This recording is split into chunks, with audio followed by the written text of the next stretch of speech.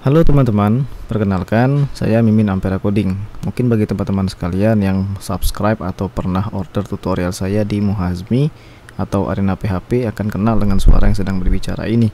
Saya akan mulai kembali aktif dalam membagikan tutorial pemrograman, khususnya dalam bahasa PHP. Namun, tidak menutup kemungkinan bahasa lain akan saya bagikan juga pada channel YouTube ini. Nah, pada video pertama dari Ampera Coding ini, saya mau membahas fundamental ataupun dasar-dasar dari pemrograman PHP itu sendiri, yaitu curut dengan database MySQL. Nantinya, saya akan membuatkan video dengan studi kasus yang berbeda-beda, supaya teman-teman dapat lebih mudah memahami dan mempraktekkan apa yang telah dipelajari. Baiklah, tanpa panjang lebar lagi, mari kita mulai serial pertama dari video di channel YouTube ini, yaitu membuat curut sederhana pada bahasa PHP dengan studi kasus daily activity atau jadwal kegiatan sehari-hari.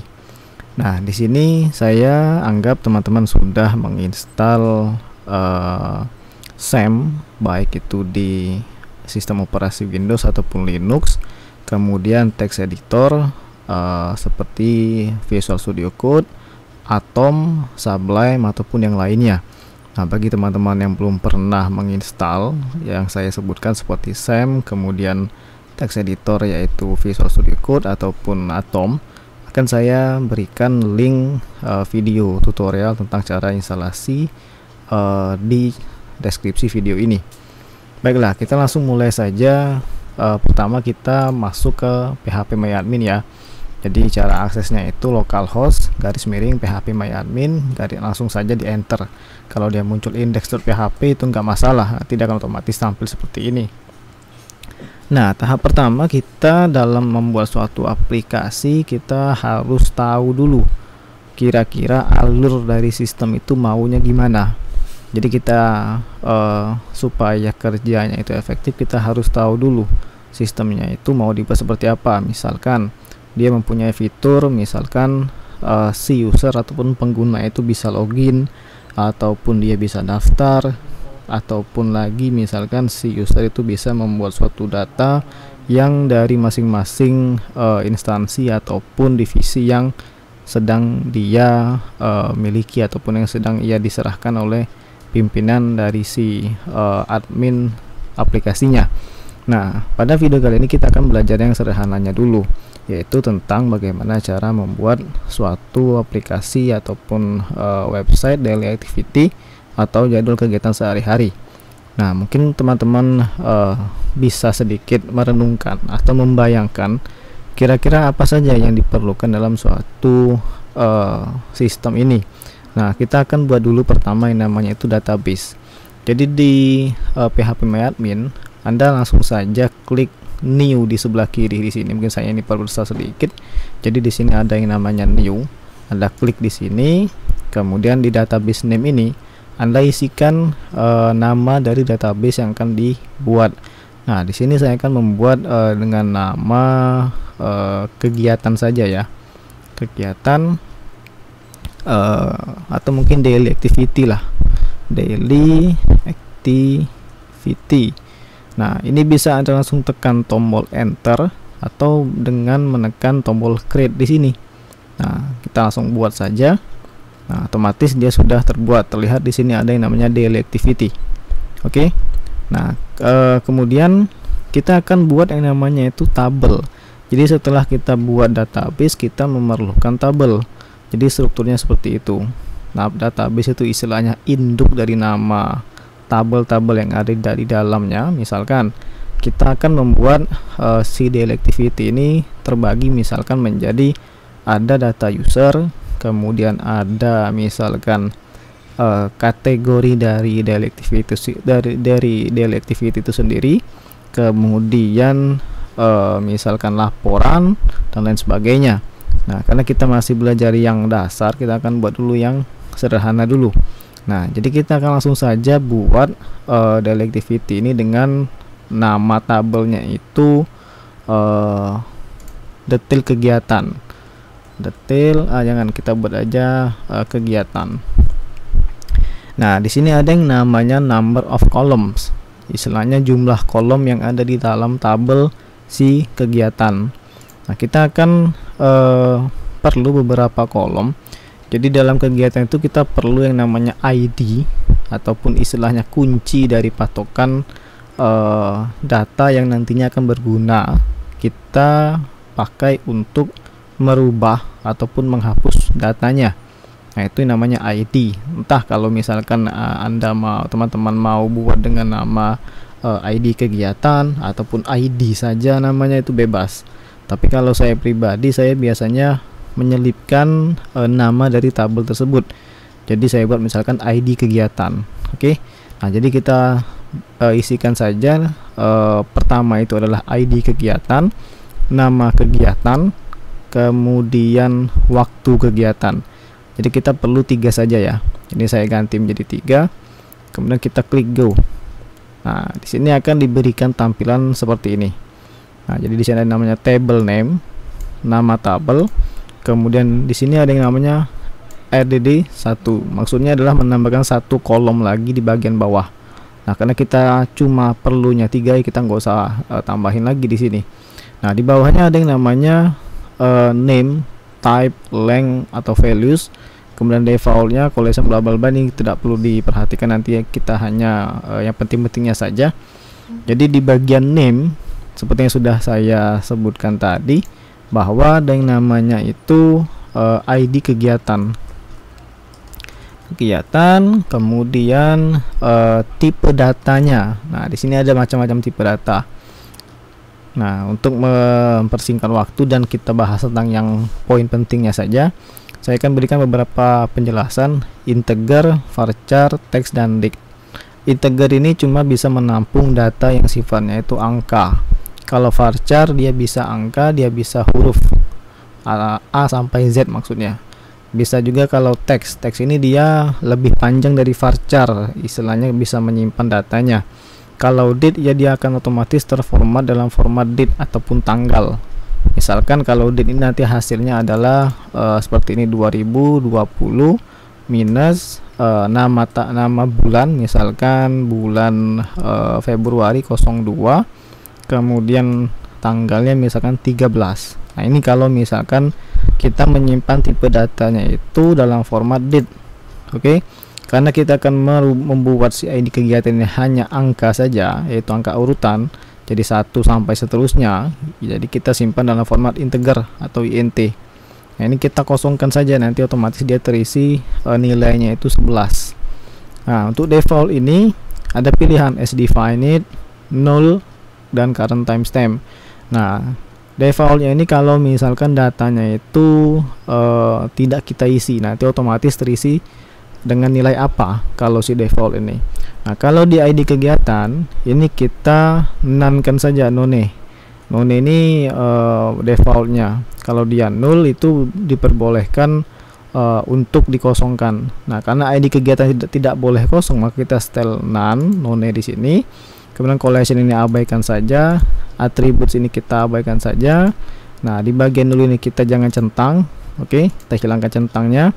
Di bagian index kita perlu tahu dulu ada yang namanya primary, unique, index, full text, dan spasial. Nah, yang paling sering digunakan adalah primary dan unique. Mungkin index juga akan dipakai, tapi kalau saya pribadi full text dan spasial itu sangat jarang dipakai.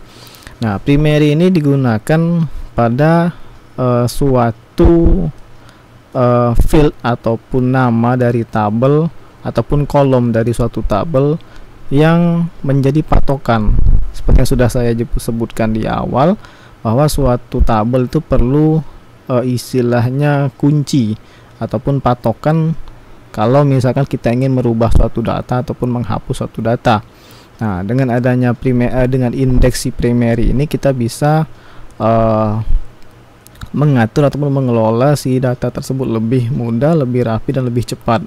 Nah, kalau misalkan yang unik, ini data yang dimasukkan ke dalam field ataupun kolom itu tidak boleh sama. Jadi kita akan setel dulu si primary. Nah, kemudian di si primary ini ketika kita klik tadi maka akan muncul seperti ini. Ini langsung saja pilih go. Nah, otomatis menjadi primary. Kemudian datanya juga otomatis menjadi unique, jadi dia tidak akan sama. Nah, di bagian AI ini auto increment. Jadi setiap data yang masuk ataupun yang terbuat, dia akan otomatis mengikuti urutannya. Jadi misalkan data pertama masuk tuh 1, kemudian selanjutnya 2, 3, 4 sampai seterusnya. Nah, ketika misalkan suatu ID kegiatan nomor 5 misalkan dia dihapus, maka data yang masuk selanjutnya itu akan tetap lanjut masuk ke 6, 7. Jadi dia tidak akan mengulang. Jadi kalau misalkan ada 10 data, data nomor 5 itu kita hapus, otomatis dia akan melanjut lagi ke nomor 11, bukan masuk lagi ke data nomor 5. Oke. Jadi kita perlu AI ini supaya otomatis dalam pengurutan nomor ataupun penambahan nomor dari masing-masing data yang masuk. Oke, kemudian di bawahnya kita buat field baru yaitu nama kegiatan. Jadi kegiatan apa yang ingin kita masukkan di sini. Kemudian tipenya kita masukkan varchar. Mungkin ini kita masukkan saja dengan jumlah karakter ataupun panjang nilai yang bisa dimasukkan itu 250 mungkin kurang lebih. Nanti bisa Anda matur kalau misalkan ingin perlu lebih panjang. Tapi kalau sudah lebih dari sini lebih bagus masukkan dalam format teks saja. Kalau saya pribadi teks ini lebih digunakan untuk misalkan deskripsi kegiatan.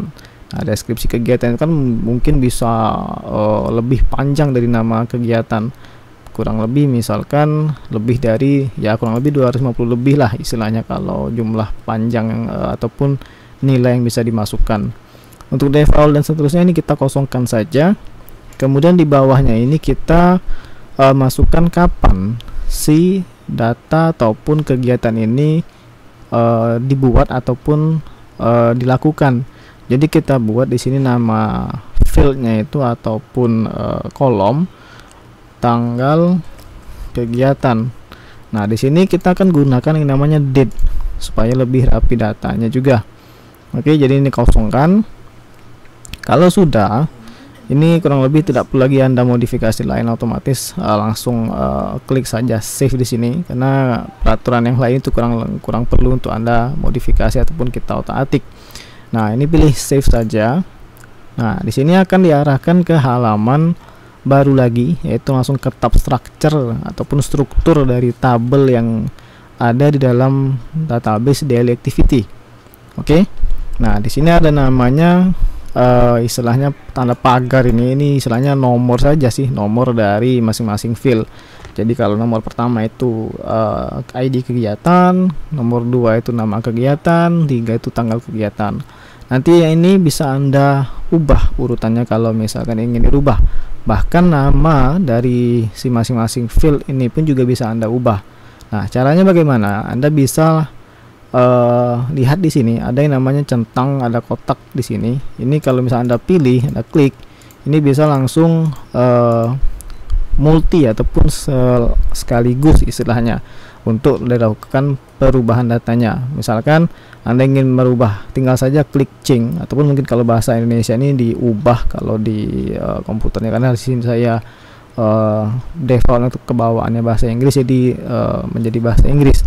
Nah, ini pilih change kalau ingin merubah. Kalau drop, nanti dia akan menghapus dari masing-masing field yang ada di dalam tabel kegiatan. Kalau misalkan di sini empty nggak ada, ya oke, nggak ada empty. Oh, empty ada di sini kalau nggak salah. Sebentar kita klik di activity. Nah, bedanya drop dengan empty itu kalau misalkan tadi di bagian structure ini kita pilih drop, misalkan di sini kita drop, maka kita akan menghilangkan data yang ada masing-masing field si tabel kegiatan beserta namanya juga. Tapi kalau misalkan Anda empty kan langsung di sini, maka cuma datanya saja yang hilang. Jadi misalkan di dalam tabel kegiatan ini ada 10 data. Dengan Anda menekan tombol empty di sini, maka 10 data itu akan hilang, tapi strukturnya masih ada. Oke. Nah, begitu juga kalau misalnya ingin mengatur menjadi primary, unique, index dan seterusnya. Nah, kalau misalkan ingin menambahkan kolom baru ataupun field baru, tinggal pilih di bagian add di sini. Ini ada jumlahnya berapa banyak. Ini kolom, maksudnya satu kolom ataupun dua seterusnya. Ini maksudnya adalah after tanggal, setelah dari field tanggal kegiatan atau di bagian paling atas. Oke. Nah, kalau sudah tinggal klik go saja. Contoh kalau misalkan kita ingin merubah nama tanggal kegiatan ini menjadi TGL kegiatan. Karena cuma satu, kita langsung klik saja di bagian change di sini. Nah, dia akan membuat menampilkan suatu halaman baru. Ini kita tinggal ganti nih menjadi TGL misalkan. Kemudian kita save. Kalau ingin mengganti tipe datanya juga bisa. Oke, tinggal kita save, dia akan berubah menjadi TGL kegiatan. Nah, ini sudah berubah. Jadi kalau kita perhatikan tadi di bagian database daily activity, dia mempunyai satu tabel. Terlihat di sini ada keterangan satu table. Jadi ada satu satu tabel kegiatan dengan berbagai macam pilihan, ada browse, structure, search, dan seterusnya. Kemudian kita juga bisa tahu di sini ada berapa jumlah data di dalam tabel kegiatan, yaitu dari field rows di sini. Nah, di sini kan 0 nih, berarti nggak ada data. Oke, coba kita lihat lagi. Nah, ketika kita mengklik nama dari si tabelnya tadi, dia akan menampilkan datanya. Nah, mungkin kita coba testing untuk memasukkan data langsung dari si phpMyAdmin ya. Itu kita bisa lihat di sini ada berbagai macam menu, ada browse, ada structure, ada SQL. Nah, SQL ini berguna untuk kita melakukan query secara manual. Jadi tinggal kalau Anda ingin mencari suatu data, mengupdate ataupun menghapus, ini bisa dilakukan dari tab SQL di sini. Nah, di search ini kita akan bisa mencari data ataupun berdasarkan kata yang ingin kita cari di tabel si kegiatan. Kemudian insert ini untuk memasukkan datanya. Export ini kita akan istilahnya membackup tabel si kegiatan ini, mungkin untuk tujuan jaga-jaga kalau misalkan datanya itu hilang ataupun rusak ataupun sejenisnya. Import di sini kita akan memasukkan tabel ke dalam memasukkan data dalam tabel kegiatan. Tapi kalau Anda mengklik di daily activity, di import di sini, nah ini akan masuk keterangannya importing into the database daily activity. Jadi kita akan memasukkan tabelnya. Jadi ada beberapa macam tabel yang kita bisa import ke dalam database daily activity. Berbeda dengan kalau kita klik di kegiatan, pilih import, maka akan tampilannya import ke tabel kegiatan. Oke. Nah, kemudian kita bisa import, pilih di sini browse your computer. Ketika kita klik choose file, maka dia akan menampilkan form untuk memilih file yang bisa kita import. Nah, untuk file yang bisa diimport contohnya adalah SQL ataupun .zip. Oke. Kemudian privilege ini hak akses dalam mengakses tabel kegiatan. Operation ini ada berbagai macam menu, bisa mengganti nama tabel ataupun memindahkan tabel tersebut ke database lain, seperti yang di sini move table to database. Di sini table optionnya mengganti nama, rename table to menjadi apa, dan seterusnya. Kemudian tracking, di sini sangat jarang untuk dipakai, tapi kita bisa men-track istilahnya proses yang ada di data di sini. Triggers, nah ini triggers ini untuk melakukan otomatisasi suatu data.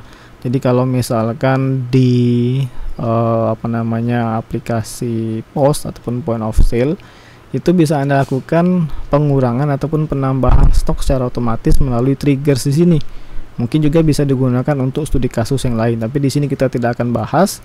Jadi kurang lebih seperti itu untuk tampilan dari si phpMyAdmin-nya di bagian tabel kegiatan. Nah, di bagian lain juga akan sama, cuma nanti di bagian import dan exportnya saja akan berbeda karena dia berdasarkan tabel yang kita buka. Oke, kita sedikit kembali lagi ke bagian insert ataupun penambahan data. Jadi kalau Anda input datanya itu manual, nah di sini ada pilihan, ada data ataupun per baris, ID kegiatan, nama kegiatan, tanggal kegiatan.